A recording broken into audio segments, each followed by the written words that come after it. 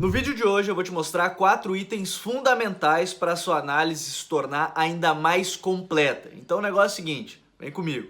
Fala futeboleiros e futeboleiras, para quem não me conhece, sou o Gabriel Corrêa, sou jornalista, analista de desempenho, formado como treinador pela ATFA, Associação de Treinadores de Futebol da Argentina. E no vídeo de hoje eu vou te mostrar 4 itens fundamentais e em alguns momentos até básicos para se colocar numa análise quando a gente está produzindo esse conteúdo. Porque certamente você já se perguntou, no momento que está analisando uma partida, o que eu devo colocar, seja na postagem do Twitter, seja num vídeo, seja em qualquer outro tipo de análise, quais pontos eu não posso esquecer de colocar na minha análise. A primeira delas, para mim, talvez seja uma das mais importantes, que é o contexto. Você já deve ter ouvido isso bastante aqui nos nossos podcasts, inclusive. O contexto ele é muito importante e isso serve também para análise antes do jogo, que é para a gente entender jogadores que ficaram de fora, titulares que estão lesionados, o momento que vive a equipe, se é um momento de muita pressão, que isso pode certamente influenciar no resultado e no desempenho, detalhes que fora de campo podem influenciar dentro dele, mas eu repito, eles vão desde desfalques que o treinador tem até alguma situação extracampo de pressão, de necessidade de resultado, porque é muito diferente uma equipe entrar em campo precisando vencer, obrigatoriamente vencer, porque senão o treinador vai ser demitido, do que uma equipe que vive um bom momento. Então a gente precisa, primeiramente, primeira coisa de tudo, quando a gente está fazendo a nossa análise, não esquecer de colocar isso dentro do nosso texto para contextualizar o que está acontecendo. Então, o contexto ele é muito importante nesse sentido. Um outro ponto que a gente precisa colocar é que não dá para esquecer que um jogo consiste em 2 equipes, 2 treinadores, 2 times querendo a vitória. E é natural, quando a gente está analisando uma equipe, observar mais ela, o que está acontecendo. Mas também não dá para ficar julgando, por exemplo, quando a gente está fazendo esse conteúdo, pegar e simplesmente dizer que a equipe não fez certo, não fez bem ou está tudo errado. Porque do outro lado tem uma equipe que também, dentro da sua proposta, fez algo certo, fez algo muito bem. Então, quando você for publicar a sua análise, sempre lembre que do outro lado há uma equipe. Se você estiver principalmente analisando só um time, né? Você vai analisar uma partida e aí você vai analisar, por exemplo, a gente fez agora de Corinthians e Ceará, né? Vou deixar aqui em cima até para quem não viu a nossa análise sobre o jogo. É claro que foi a melhor atuação do Corinthians sob o comando do Silvinho, mas o que tentou propor o Ceará? Como é que o Ceará atacou? É importantíssimo colocar que a outra equipe também tentou alguma coisa e aí elas podem se anular, ou uma equipe pode ter se dado melhor por um certo contexto também, lembrem da palavra contexto que a gente deu na primeira dica. Então é muito importante a gente lembrar que existem 2 equipes dentro de campo e a gente precisa contextualizar que uma equipe pode ir bem e a outra pode ter tentado parar ela e parar das melhores formas possíveis e a gente não pode ignorar esse ponto. Uma outra coisa muito importante, talvez essa seja a mais importante, inclusive, que a gente vai falar aqui no vídeo, eu espero que você, se gostou, já tá deixando o teu like aqui e compartilhando com os amigos. Colocar o mais preponderante da partida. É claro que a gente gosta, e principalmente se a gente vai fazendo um relatório mais completo, alguma super análise sobre a equipe, mostrando todas as fases do jogo, é muito interessante mostrar, de fato, como constrói, como faz a transição defensiva, como faz a transição ofensiva, como ataca no momento posicional, como contra-ataca, se tem um ataque rápido, o que faz quando perde a bola, quais são os gatilhos. Tudo isso é muito importante quando a gente está fazendo um relatório completo de uma equipe.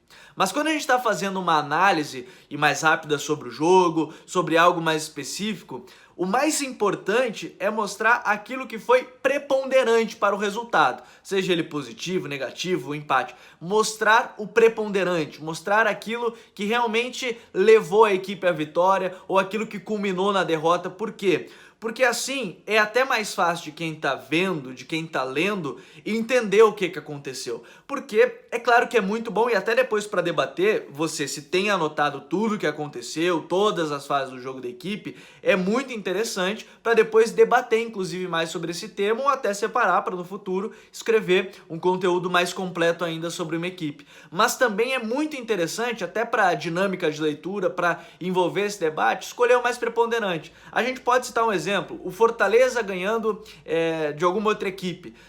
A gente sabe que o Fortaleza sai de uma forma, constrói de um jeito, mas o que foi mais preponderante? Foi a pressão do Fortaleza? Foi como ela conseguiu sair da marcação lá de trás? Então aí você coloca, foi dessa forma que ela chegou ao ataque, foi saindo lá de trás. Ou então já coloca, na fase ofensiva conseguiu agredir o adversário dessa forma.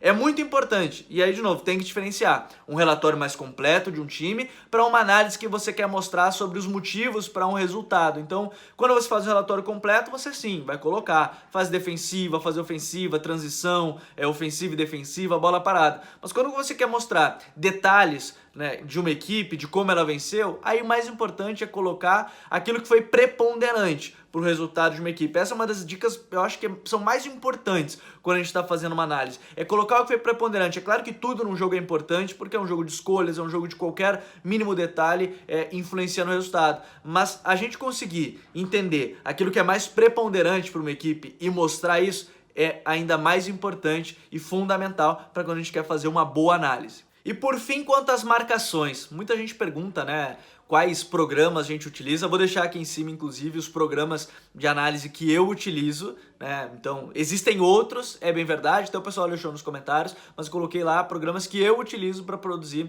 as minhas análises. E aí, quanto às marcações, o que eu acredito que seja o melhor? É sempre marcar aquilo que você vai falar. Não adianta você encher o campo de marcações se você vai falar de algo mais específico. Eu não posso mostrar o campo todo e marcar a formação das duas equipes, os detalhes, se naquele momento eu só quero mostrar como é, por exemplo, a fase ofensiva de um time. Então, por que não focar? Aí você foca na marcação só da fase ofensiva daquele time, naqueles detalhes. Em outro momento você pode vir a marcar a fase defensiva da equipe contrária. Por quê? Porque os nossos olhos, eles vão focar em uma coisa. Eles não vão focar em várias coisas ao mesmo tempo. São muitas informações quando a gente vê numa imagem com diversas marcações. Então, marcar aquilo que você vai falar. E geralmente a gente coloca texto, se você for fazer uma análise só de vídeo e não for falar, uma, duas frases no máximo, até para a pessoa conseguir ler, né, para não ficar muito tempo parado também o conteúdo. Então, se você estiver falando aí, você coloca algum tópico que aí você vai destrinchar um pouco mais no vídeo. Se você bota em texto, aí você escreve, inclusive no tweet, enfim, em qualquer outro ponto. Mas quanto às marcações, não é porque tem um monte de marcação que é a melhor análise do mundo, isso não significa também que ela não é boa, ela pode ser muito boa, mas também acredito que para mostrar para as pessoas, para elas entenderem muito bem, é fundamental mostrar e marcar aquilo que você está falando, para a pessoa ouvir, né, o conteúdo e aí, inclusive, ela vê na imagem a marcação sobre aquele tema. Tá certo? Eu espero que vocês tenham gostado das dicas. Se vocês gostaram, deixa o teu like. Vamos conversar se vocês têm ainda dúvidas sobre isso, se vocês têm sugestões de conteúdo que vocês gostariam muito de ver aqui no canal, nessa playlist, inclusive, de dicas, né? A gente já falou sobre dicas para iniciar uma análise, né? Sites gratuitos de estatística, programas. Então, se você tiver mais alguma sugestão de vídeo, é só deixar aqui nos comentários que a gente conversa um pouco mais sobre isso. Tá certo? Grande abraço a todos.